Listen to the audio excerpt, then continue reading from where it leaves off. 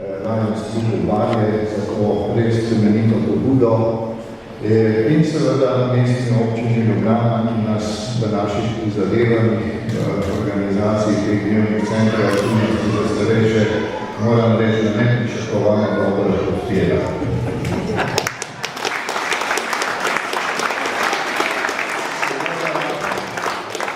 Seveda moram povedati tudi, da tudi od ministra Karla Erjavca pričakujem, da bo kaj dobrega naredil za nas. Sploh pripričan sem, da bo. Zdaj bo obljubil, da bo. Seveda se sprašujete, zakaj potrebujemo dnevne centre aktivnosti in zakaj vztrajamo pri tem, da so to medgeneracijski centri aktivnosti. V zadnjem času smo slišali besede o tem, da so starejši breme.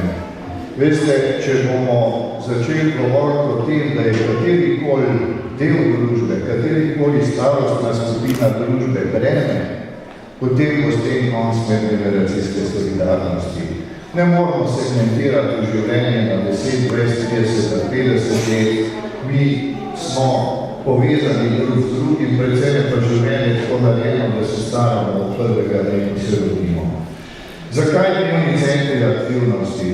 Tisti, ki ste še zaposleni, boste šele videli. Tisti, ki pa nismo več, ki smo dosegli upokojitveno starost, vemo, da je ena od najhujših kazni, ki doleti človeka, ki spremeni delovno okolje, ki mu začnejo umirati kolegi, ki mu začne tudi sorodstvo počasi zgenevati, ki mu se družina seli z enega konca države, da ne govorim z enega konca Evrope na drugega, izgubljajo socialno mrežo. Izguba socialne mreže, ta izraz uporabljamo sicer zelo pogojno, ker ga je začela tudi policija uporabljati, ampak očitno se drugače ne da povedati.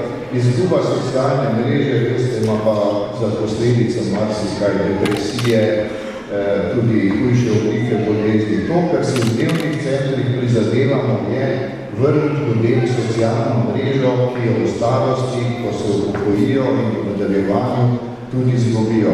In mislim, da je to največja vrednota pravzaprav dnevnih centrov.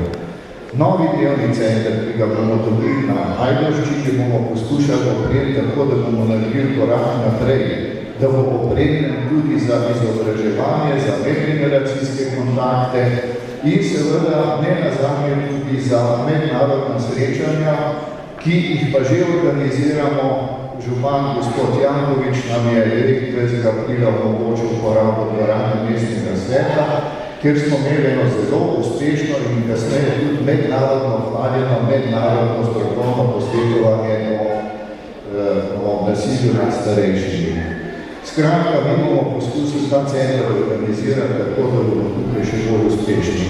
Še enkrat hvala vsem, ki ste se zavzeli za to, hvala predvsem vam, ki ste se zavzeli za to, da bomo imeli tukaj eno moderno opremo in upam, da boste tudi ob otvoritvi, ki pa se boji, da ne bo ravno junija, mogoče bo julija, gradbena dela in tako naprej, da boste tudi prišli in si boste ta center ogledali. Hvala lepa.